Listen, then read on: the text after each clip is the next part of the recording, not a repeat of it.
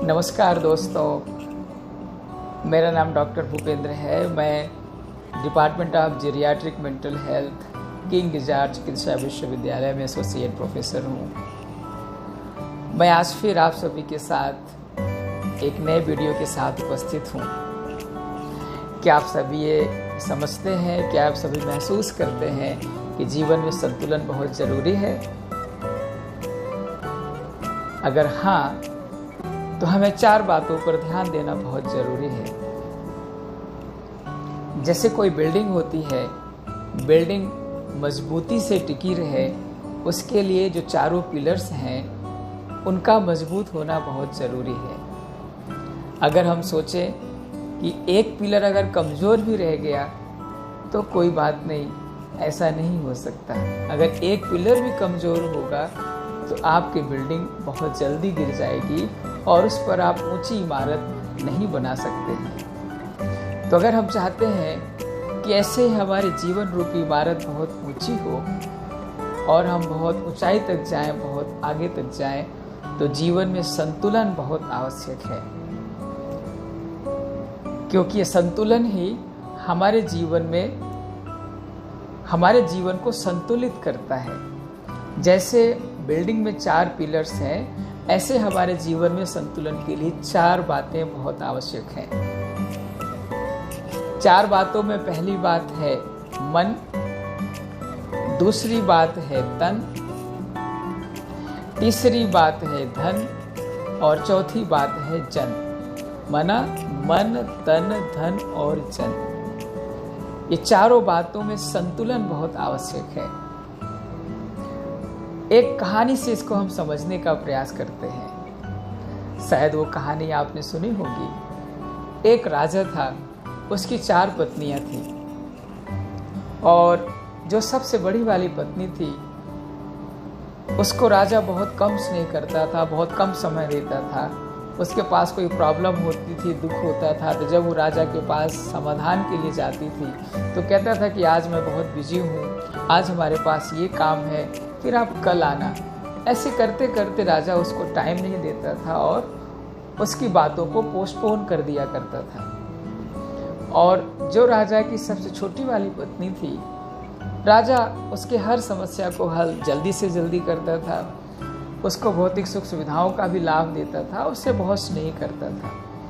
तीसरी वाली को उससे थोड़ा सा कम, दूसरी वाली को और कम, और पहली वाली के लिए तो उसके पास समय ही नहीं होता था। ऐसे बहुत दिनों तक चलता रहा। पहली वाली पत्नी बहुत बीमार हो गई, उसको डिप्रेशन हो गया, उसका खाना पीना बंद हो गया, अपने आप को उसने आइसोलेट कर लिया, मिलना जुलना बंद कर दिया, उसका रंग रूप सब बदल गया। अब उसको लगता था कि अब किससे हम बात करें, किससे मिलें, किससे अपनी समस्या कहें।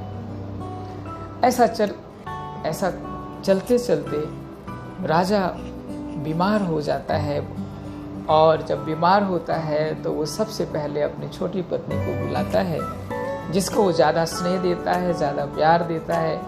तो जब वो पत्नी उसके पास आती है तो उससे सहयोग मांगता है कि आप हमारी मदद करेंगे।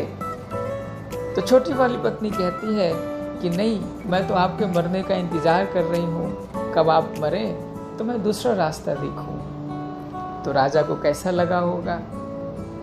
यही ना, राजा अंदर से सॉफ्ट फील किया होगा कि देखो, जिसके लिए मैंने इतना समय दिया, इतना वक्त निकाला, आज हमें ज़रूरत है तो आज हमारे काम नहीं आ रही।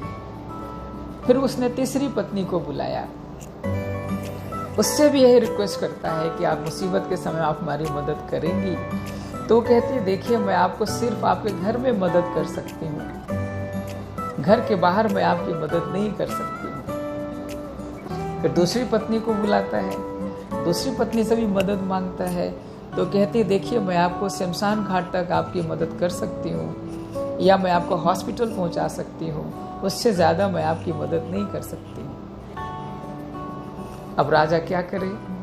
जिसका सारा समय उसने समय दिया, जिन लोगों को आज मुसीबत की घड़ी में शायद वो उसका पूरा सहयोग नहीं दे रहे, फिर भी अब पहली पत्नी को राजा कैसे बुलाए? उसके मन में आत्मग्लानि थी बहुत ज़्यादा कि सारा जीवन हमने उसको वक्त नहीं दिया। फिर भी उसने हिम्मत करके पहली पत्नी को बुलाया। और पहली पत्नी के पास जब मैसेज जाता है कि महाराजा ने उसको याद किया है, क्योंकि उसके अंदर राजा के लिए बहुत अच्छे भाव थे, तो बहुत खुश हो जाती है और भूल जाती है कि उसको कोई समस्या है, कोई प्रॉब्लम है, और भागती भागती राजा के पास आती है और कहती है कि बताइए क्या हमसे मदद चाहिए, क्या हमसे सहयोग चाहिए। तो राजा कहता है कि मैं मुसीबत में हूँ, कि आप हमारी मदद करेंगी। तो पत्नी कहती क्यों नहीं, इस जन्म नहीं, मैं जन्म जन्म आपका साथ नहीं छोड़ूंगी, आपके साथ रहूंगी। अब ये चारों पत्नियां कौन है? तो उसमें से एक तन है, एक धन है, एक जन है और एक मन है। तो अगर हम सबसे आखिरी पत्नी की बात करें तो वो धन है। वो भी धन कौन सा? जो चलता फिरता धन है, जिसको हम पॉकेट मनी कहते हैं। तो सबसे पहले इस तरह कोई हालत आती, कोई समस्या आती, तो सबसे पहले पॉकेट मनी हमारा साथ छोड़ता है। दूसरा है हमारा तीसरे नंबर की जो पत्नी थी, जो सिर्फ घर में हमें मदद करती थी, वो हमारी अचल संपत्तियां हैं, जैसे घर है, बंगला है। जब तक हम घर में हैं तब तक सेफ हैं, और उसके बाद हम सेफ नहीं हैं, वो हमारे साथ कहीं जा भी नहीं सकते। वो दूसरे नंबर की जो पत्नी थी राजा की, वो कौन थी? वो हमारे सगे संबंधी रिलेटिव, जो हमें हॉस्पिटल तक, या मान लीजिए हमने शरीर छोड़ दिया तो शमशान घाट तक पहुंचा सकते, उसके आगे हमारे साथ वो जर्नी नहीं करते। लेकिन वो पहले नंबर की पत्नी कौन थी? वो है मेरा मन, या मैं खुद। अर्थात आज हम देखते हैं कि भाग दौड़ की जिंदगी में इतना कंपटीशन है, ईर्ष्या द्वेष नफरत इतना संसार में भर गया है कि हम धन, घर, संबंध बनाने में बहुत मेहनत कर रहे हैं, लेकिन इन सब के बाद भी हमारा मन बहुत सुखी और शांत नहीं है। इसका उल्टा दुखी है, अशांत है, नींद की समस्या है। और इसकी वजह से हम जो भी हमारे और तीनों साधन है, चाहे धन हो, चाहे वो घर हो, चाहे वो संबंध हो, उसका भी हम पूरा लाभ नहीं ले पा रहे। और इसीलिए आज हम तनावग्रस्त हैं, दुखी हैं, उदास हैं, हताश हैं, परेशान हैं, निराश हैं और नींद की समस्या के शिकार हैं। तो देखा दोस्तों, तन मन धन जन, इन चारों चीजों में संतुलन कितना आवश्यक है। अगर इनमें से कोई भी असंतुलित हो जाए, देखिए हमको धन भी चाहिए, शरीर है, कपड़े चाहिए, भोजन चाहिए, तो धन की भी आवश्यकता है। हमारे अच्छा स्वस्थ, अच्छा शरीर भी चाहिए। अगर शरीर स्वस्थ नहीं है, शरीर रोगी है, तो भी जीवन में सुख नहीं रहेगा। हमें अच्छे संबंध भी चाहिए, लोगों के साथ हमारे संबंध मधुर हों, लोगों के साथ हमारे संबंध मिलनसार हों, प्रेम भरे हों। ये भी बहुत ज़रूरी है, जो मुझे ज़रूरत पर कुछ तो काम ही आ सकते हैं। लेकिन इन तीनों के साथ साथ सबसे ज़्यादा महत्वपूर्ण है हमारा मन, या मैं खुद। हमारे अंदर हमारा मन जो हर चीज़ के लिए समझता है, महसूस करता है, फील करता है, या हर काम के लिए आगे आकर के हमें सहयोग देता है, हमें थोड़ा सा समय निकाल कर अपने इस मन को भी देना चाहिए। क्यों? अगर मैं आपसे एक बात पूछूं कि सबसे करीब कौन है आपके? क्या आपका धन? क्या आपका ये शरीर? क्या आपके सहयोगी? या आपके पास मन? सबसे करीब कौन है? सबसे करीब मन है।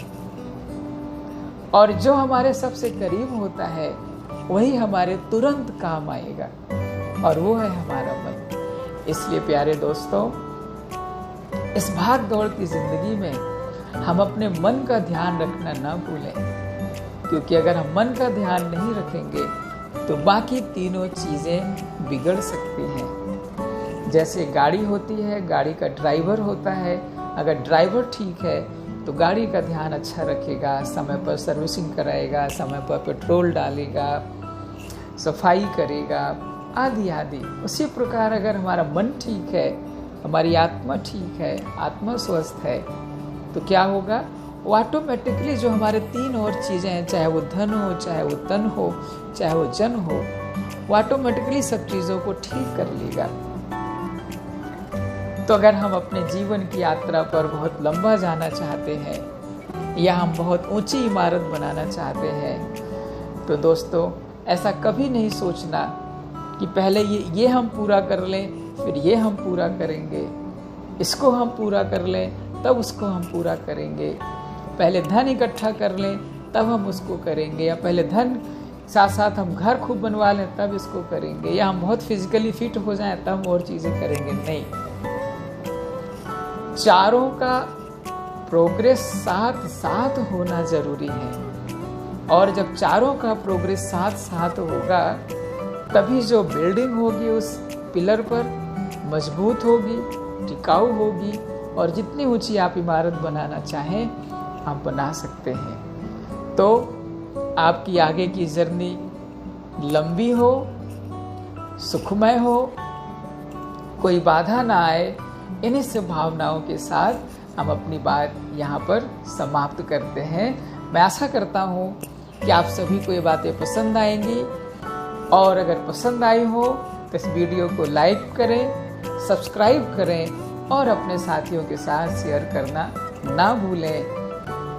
कुछ दिनों में हम एक नए वीडियो के साथ आपके बीच में होंगे। आप सभी को प्यार भरा नमस्कार, धन्यवाद।